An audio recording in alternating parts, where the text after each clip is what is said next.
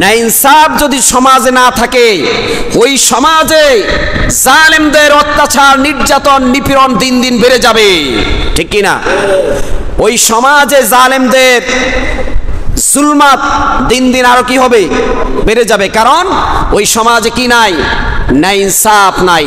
এই জন্য ন্যায় ইনসাফ আমরা যারা দায়িত্বশীল আছি, যে যেই স্থানের দায়িত্বশীল আছি, কেউ পারিবারিক দায়িত্বশীল, কেউ সামাজিক দায়িত্বশীল, কেউ স্কুল, কলেজ, মাদ্রাসা, বাজার, বিভিন্ন ব্যবসায়ের আমরা দায়িত্বশীল আছে না নাই?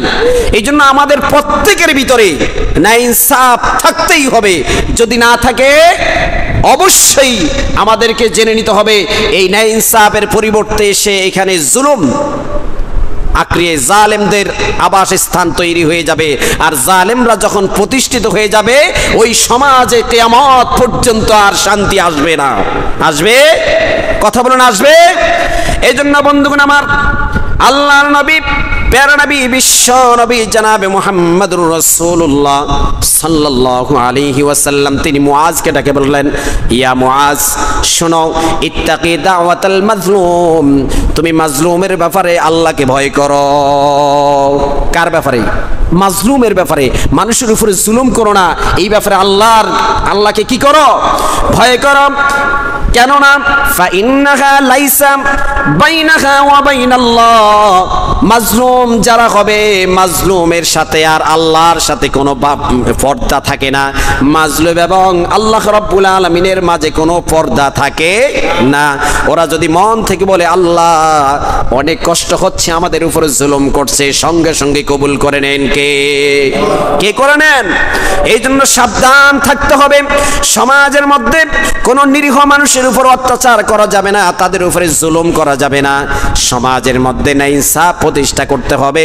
আর এই ন্যায় ইনসাফ যদি প্রতিষ্ঠা করতে হয়, অবশ্যই যারা তাকওয়াল্লাহ, আল্লাহকে ভয় করে, তাদেরই আমাদের প্রয়োজন। কি বলেন? তাদের আমাদের কি প্রয়োজন? দরকার আছে না নাই? কিন্তু আমরা তাদেরকে না গ্রহণ করে, যারা নামাজ পড়ে না, আল্লাহকে ভয় করে না, পরকালকে ভয় করে না, দুনিয়া নিয়ে আছে, এই সকল লোকগুলাকে আমরা নেতা বানাই সমাজের মধ্যে। এই জন্য আজকে সমাজে দিন দিন জুলুম, নির্যাতন, নিপীড়ন দিন দিন বেড়ে যায়। কথা বলেন, ঠিক কি না? কমছে না বাড়ছে? আগের চেয়ে সমাজে জুলুম কমছে না বাড়ছে? বাড়ছে। এটার একমাত্র কারণ, একমাত্র দায়ী আমরাই। একমাত্র দায়ী আমরাই। একজন ভালো মানুষকে আমরা নেতা বানাই না। একজন অসৎ লোক, যারা মদের লাইসেন্স দেয়, যারা জুয়া খেলায় নিমিত্ত থাকে, 5 ওয়াক্ত নামাজ পড়ে না, আল্লাহকে ভয় করে না, দুনিয়া নিয়ে ব্যস্ত আছে, এই সকল লোকগুলাকে আমরা নেতা হিসাবে গ্রহণ করি, আর সেটার প্রাপ্য আমরা নিজেরাই ভোগ করতে হয়। এই জন্য বিশ্বনবীর হাদিস থেকে আমাদেরকে শিক্ষা গ্রহণ করতে হবে। ইত্তাকি দাওয়াতাল মাজলুম, সাবধান, আল্লাহকে ভয় করো। মাজলুমদের ব্যাপারে খবরদার, তাদের উপর অত্যাচার করবে না, তাদের সম্মান নষ্ট করবে না, তাদের ইজ্জত নষ্ট করবে না, তাদের উপরে জুলুম করবে না। যদি করো, তাহলে জেনে রাখো, তাদের মন থেকে যেই বদ্দুয়া আসবে, তাদের মনের যেই কষ্ট, এটা আল্লাহর সাথে সরাসরি লেগে যাবে। সুতরাং তোমাকে একদিন এটার প্রাপ্য ভুগতেই হবে, ঠিক কি না? প্রিয় বন্ধুগণ আমার, এবার দ্বিতীয় নাম্বার। তাহলে প্রথম নাম্বার যেই বিষয়টি, যেই ব্যক্তিকে আল্লাহ রাব্বুল আলামিন আরশে আজিমের নিচে ছায়া দান করবেন, তিনি হচ্ছেন একজন ন্যায় বিচারক, শাসক, ন্যায় ইনসাফ ভিত্তিক শাসক। ওই শাসক আল্লাহ রাব্বুল আলামিন কিয়ামতের আরশে আজিম, যেদিন মাথার উপরে সূর্যটা থাকবে, নিচের জমিনগুলো তামা তামা হয়ে যাবে, মানুষের ঘাম দিতে দিতে 70 গজের উপরে জমিনগুলো গরমাক্ত হয়ে তারা কর্ণকহর, তাদের কান পর্যন্ত ঘামে সাঁতার কাটতে থাকবে। মানুষ সেদিন ইয়া নাফসি ইয়া লাইতানা আতানাল্লাহ ওয়া আতানার রাসূলা ইয়া লাইতানি ইত্তাখাযতু মা'আর রাসূলি সাবিলা। মানুষ সেদিন আফসোস করবে, আফসোস ছাড়া সেদিন কোনো তার কিছুই কাজে আসবে না। সেই ব্যক্তি বলবে, ইয়া লাইতানি ইত্তাখাযতু মা'আর রাসূলি সাবিলা। হায় আফসোস, ওই দিন যদি আল্লাহ, তার রাসূল এবং তার সৎ লোকদেরকে যদি বন্ধু বানাতাম আজকে আমাদের এই দুর্দশা হতো না, আজকে আমাদের এই অবস্থা হতো না। এই কঠিন উত্তপ্ত রৌদ্রের ভিতরে এই সূর্যের নিচে আমাদেরকে থাকা লাগতো না, আমরা আরশে আজিমের নিচে ছায়া পেয়ে যেতাম। আর পৃথিবীর মধ্যে আমি যদি ন্যায় ইনসাফ বাদশা হতে পারতাম, ন্যায় ইনসাফ নেতা হতে পারতাম, ন্যায় ইনসাফ পরিবারের নেতা হতে পারতাম, তাহলে আজকে আরশে আজিমের নিচে আমাকে খুব সুন্দর এসির ভিতরে আল্লাহ তাআলার জায়গায় আমি থাকতে পারতাম। তারা সেদিন আফসোস করবে, কোনো লাভ হবে না। হবে? কথা বলেন, হবে? কোনো লাভ নাই। আজ আমরা অসংখ্য গণিত মানুষ আছি, এই সকল বিষয়গুলো আমরা বুঝি, তারপরও না বুঝার ভান করে থাকি। আছে না নাই? কথা বলেন, আছে না নাই? কিন্তু বন্ধুগণ আমার, আপনি বুঝতে ভালো করে বুঝুন, আপনি নিজের পায়ে নিজে কুড়াল দিচ্ছেন, আপনি নিজেকে নিজেই ধ্বংস করছেন, এই জন্য আপনি নিজেই দায়ী। এই জন্য আমি আর আপনি নিজেই দায়ী হবে। সেদিন আফসোস করেও কোনো কাজ আসবে না।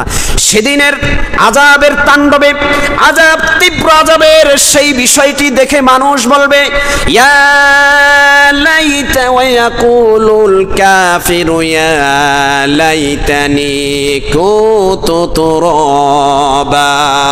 আল্লাহ রাব্বুল আলামিন বলেন, সেদিন কাফেররা অথবা যারা কিয়ামতকে অস্বীকার করেছিল, দুনিয়ার মধ্যে আমার রাসূলের আদর্শকে যারা অস্বীকার করেছিল, যারা আমার রাসূলের আদর্শকে মানে নাই, যারা আমার রাসূলকে মানে নাই, ওই সকল লোকেরা সেদিন বলবে, আল্লাহ তুমি আমাদেরকে মাটি বানিয়ে দাও, আবার পুনরায় আমাদেরকে জীবন দান করো, পৃথিবীতে যাব।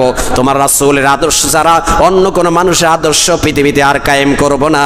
সেদিন কি আর কোনোদিন কোনো এই ধরনের সময় দেওয়া হবে কিনা? কথা বলেন, হবে? কোনো এই ধরনের সময় দেওয়া হবে না। এই জন্য বন্ধুগণ আমার, আজ আমরা এই হাদিসের প্রথম নাম্বার যেই ব্যক্তি ইমামুন আদিল, এই ব্যক্তি থেকে আমরা শিক্ষা অর্জন করি যেন আল্লাহ তাআলা আমাদের সকলকে ন্যায় ইনসাফ ব্যক্তি হিসাবে কবুল করে নেয়। বলুন আমিন। দ্বিতীয় নাম্বার আরেকজন ব্যক্তি, দ্বিতীয় নাম্বার হচ্ছে ওয়াশাবুন নাশা ফি ইবাদাতিল্লাহ। বিশ্ব নবী বলেছেন, আরশে আজিমের নিচে ছায়া দান করা হবে আরেক ব্যক্তিকে, যেই ব্যক্তি হলো ওয়াশাবুন নাশা ফি ইবাদাতিল্লাহ। এমন একজন যুবকের কথা আল্লাহ তাআলা বলেছেন, যেই যুবকটা তার যৌবন অবস্থায় এক আল্লাহ রাব্বুল আলামিনের ইবাদত করেছে। ওই যুবকের কথাই আল্লাহ তাআলা এখানে বলেছেন, যেই যুবকটা তার যৌবন অবস্থায় সে ইচ্ছে করলে মদের আড্ডায় যেতে পারত, ইচ্ছে করলে জেনার আড্ডায় যেতে পারত, ইচ্ছে করলে সুদের আড্ডায় যেতে পারত, সেখানে না গিয়ে একমাত্র মহান আল্লাহ রাব্বুল আলামিনের ভয়ে আল্লাহর ইবাদতে সে মশগুল ছিল। ওয়াশাবুন নাশা ফি ইবাদাতিল্লাহ, সেই ব্যক্তির কথা আল্লাহ তাআলা বলছেন যে ওই ব্যক্তিকেই আমি আরশে আজিমের নিচে ছায়া দান করব। বলি সুবহানাল্লাহ। সেই ব্যক্তিকে আমি আর আপনি হতে পারবো?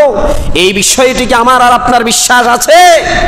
যদি থাকে তাহলে আসুন রাসূল করিম সাল্লাল্লাহু আলাইহি ওয়াসাল্লামের একটা হাদিসের সাথে আমরা আমাদের জীবনকে মিলাই, দেখি তো কতটুকু কার আছে। আব্দুল্লাহ ইবনে মাসউদ রাদিয়াল্লাহু তাআলা তিনি বললেন, কিয়ামতের ময়দানে আল্লাহ রাব্বুল আলামিনের হাবিব তিনি বলেছেন, আল্লাহ রাব্বুল আলামিন মানুষকে 5টি প্রশ্ন করা ছাড়া এক কদম সামনের দিকে যেতে দিবেন না। কয়টি প্রশ্ন বলেন? কয়টি? 5টি প্রশ্ন করা ছাড়া, এই 5টি প্রশ্নের জবাব ছাড়া হাসরের ময়দানে সামনের দিকে এগোতে দিবেন না। আল্লাহ রাব্বুল আলামিনের হাবিব বলেন, আন উমরিহি ফিমা আফনাহু, প্রথম নাম্বার যেই প্রশ্নটা সেটা হলো তোমার কর্মজীবন। তোমাকে যে একটা জীবন আমি দিয়েছি, কাউকে 50 বছর, কাউকে 70 বছর দিয়েছি, এই জীবনটা তুমি কোন কাজে লাগিয়েছো, কিভাবে তুমি অতিবাহিত করেছো? প্রথম নম্বর প্রশ্ন। সময় সংকীর্ণ, আমি বিস্তারিত করতে পারছি না যেহেতু সময় কম। তুমি এই জীবনটা তোমার কোন কাজে তুমি লাগিয়েছ, হিসাব দাও। যদি হিসাব না দিতে পারো সামনের দিকে এগোতে পারবে না। দ্বিতীয় নম্বর হলো ওয়ান শাবাবিহি ফিমা আবলাহু, তোমার এই জীবনের মধ্যে আমি আল্লাহ রাব্বুল আলামিন তোমাকে একটি যৌবন দিয়েছি, আর এই যৌবনটা তুমি কোন কাজে লাগিয়েছ? একদল যুবক বলবে, আল্লাহ আমার নেতারা যেদিকে আমাকে বলেছে আমি সেই দিকে গিয়েছি, আমার নেতারা বলেছে অমুকের বাড়ি দখল করার জন্য, অমুকের জমি দখল করার জন্য, মদের বিছানায় বিছানায় আড্ডা দেওয়ার জন্য, নারীর জেনায় আড্ডা দেওয়ার জন্য আমি সেদিকে গিয়েছি। আবার একদল যুবক বলবে, আল্লাহ তুমি যে রাসূল পাঠিয়েছ ওই রাসূল বলেছে আল্লাহর ঘরে গিয়ে ইবাদত করার জন্য, আল্লাহর জমিনে আল্লাহর দ্বীন কায়েমের জন্য, আল্লাহর জমিন আল্লাহর দ্বীন কায়েমের জন্য জীবন দিতে হবে, মাল দিতে হবে। এই জন্য রব্বুল আলামিন এই জীবনে আমার যৌবনটা তোমার দ্বীন কায়েমের জন্য, ইসলামী আন্দোলনের জন্য দান করে দিয়েছি। সেদিন এক এক যুবক এক একভাবে এইভাবে কি করবে, প্রশ্নের জবাব দিবে। তো সুতরাং বন্ধুগণ, আমরা সেদিন ওই সকল যুবকদের জন্য দুর্ভোগ যারা বুঝে শোনো দুনিয়ার জীবনের যৌবনটা শেষ করে দিয়েছে, আল্লাহর রাসূলের আনুগত্য না করে বেনমাজি নেতার আনুগত্য করেছে, আল্লাহর রাসূলের সঙ্গে স্পর্শ না থেকে বেনমাজি নেতাদের সঙ্গে স্পর্শ থেকে দুনিয়ার জীবনটা যারা শেষ করে দিয়েছে, এরাই সেদিন আফসোস করবে। আর যারা আল্লাহর রাসূলের পথে থেকে আল্লাহর রাসূলের আদর্শকে দুনিয়ার মধ্যে কায়েম করেছে, সেদিন তাদের মুখে হাসি থাকবে কি থাকবে না? কথা বলুন, থাকবে কি থাকবে না? এই জন্য সেদিন দ্বিতীয় নম্বরে এই প্রশ্নের জবাব দেওয়ার জন্য আমাদের সকলকেই সেদিন প্রস্তুতি নিতে হবে। তৃতীয় নম্বর আরেকটি বিষয় হলো, আরেকটি প্রশ্ন হলো ওয়ামা লাহু মিন আইনা ইকতাসাবাহু। এই পৃথিবীর মধ্যে আমরা সবাই যারা ইয়াং আছি, যুবক আছি, আমরা কেউ না কেউ কোনো না কোনো অর্জন করি না? কোনো না কোনো ইনকাম করি, আর্ন করি, ইনকাম করি কিনা?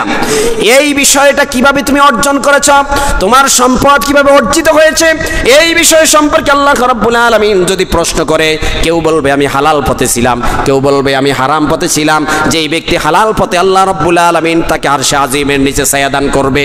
আর যেই ব্যক্তি হারাম পথে অর্জন করেছে, এই সম্পদ কিয়ামতের দিন তাকে আরশে আজিমের নিচ থেকে বের করে দিবে, ঠিক কি না?